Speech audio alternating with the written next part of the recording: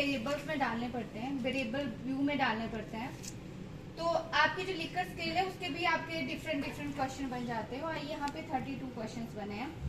ये आपकी measurement scale होती है। हमने 4 प्रकार की मेजरमेंट स्केल पढ़ी थी, ordinal, nominal, interval and ratio. जो इंटरवल और रेशियो की है वो स्केल में डालना है हमने, जो ऑर्डर में क्वेश्चन है वो ऑर्डिनल में, नॉमिनल में कैटेगरी या नेम्स होते हैं वो आपके नॉमिनल क्वेश्चंस में आते हैं। जैसे एज है तो आपने एज को आपने मतलब इंटरवल में लिया है तो आपकी स्केल्स में चला जाएगा।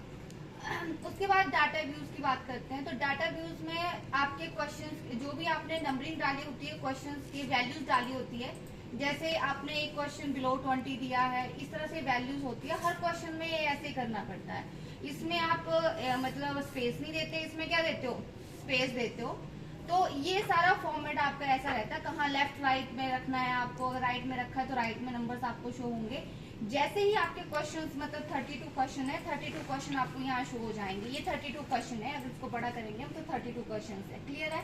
तो ये आपका पूरा फॉर्मेट हो जाता है। एक और है, अगर जब भी आप गूगल फॉर्म भरते हो तो गूगल फॉर्म क्या होता है, एक्सेल पे वो फाइल डाउनलोड होती है, एक्सेल से डाउनलोड करनी है और उसकी कोडिंग आप एक्सेल पे भी कर सकते हो। उसको आपने उस नंबरिंग को कॉपी करके यहाँ डालना है, वो सेम आ जाएगा। प्रॉब्लम कब आएगी, अगर आपके नंबर मैच नहीं होंगे।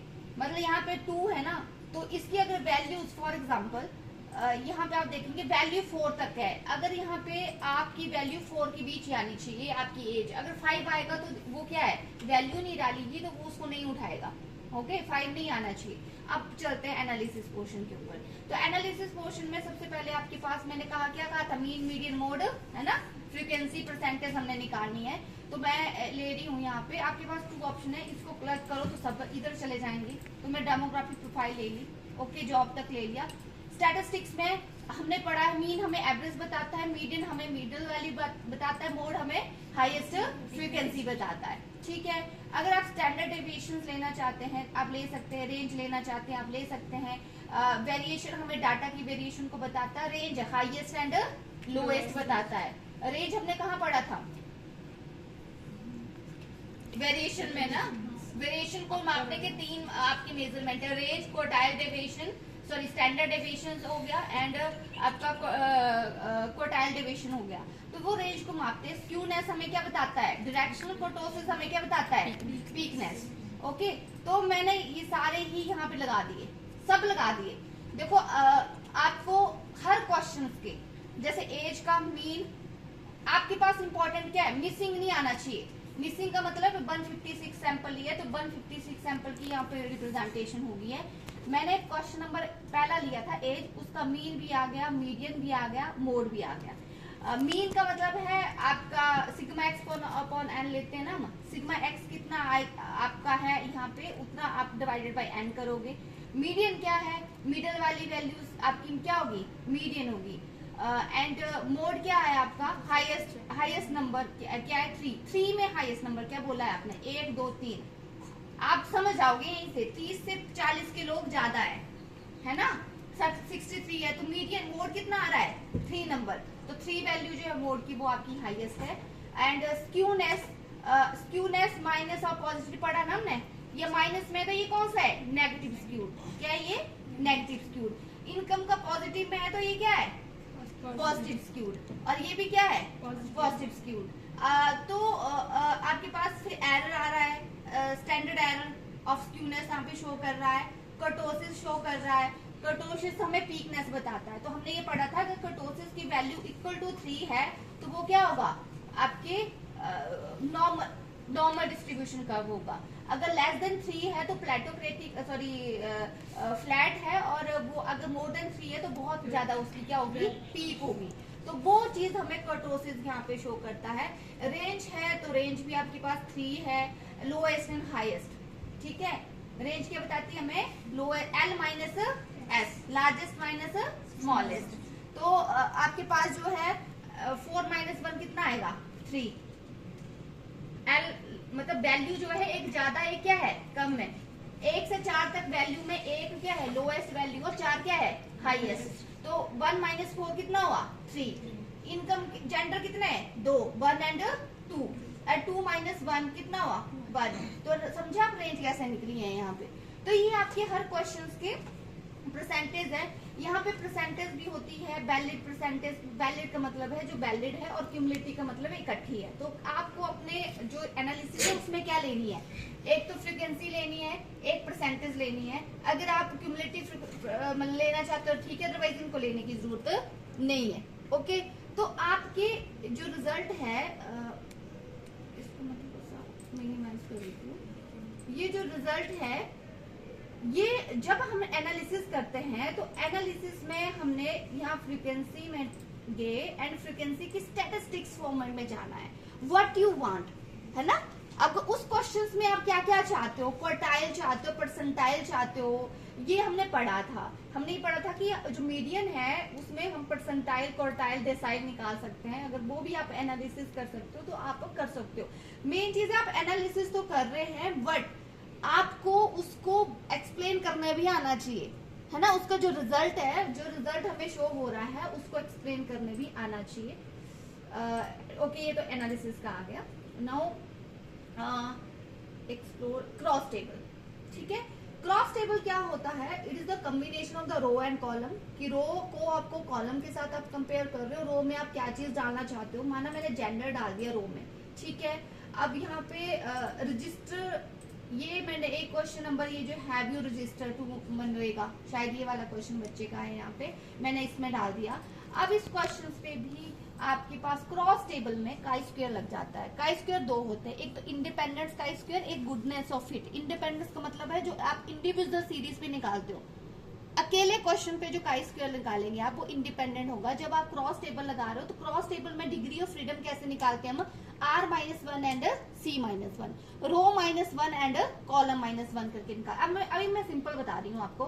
मैंने निकाल दिया क्रॉस टेबल, ठीक है। क्रॉस टेबल लगाया मैंने, किसका सबका निकल गया क्या, नहीं सॉरी पिछले वाला डाटा है ये। मैं एनालिसिस में क्रॉस टेबल एंड ओके, ये मैंने क्रॉस टेबल लगाया। यहाँ पे मैंने जेंडर का कंपेयर किया कि कितने लोग जेंडर के हिसाब से मेल एंड फीमेल मनरेगा में रजिस्टर्ड है, ठीक है। तो ये क्रॉस टेबल बन जाता है कि मेल जो है वो 39 रजिस्टर्ड है एंड 8 रजिस्टर्ड नहीं है। फीमेल भी 88 रजिस्टर्ड है, 21 रजिस्टर्ड नहीं है। ये क्रॉस टेबल है।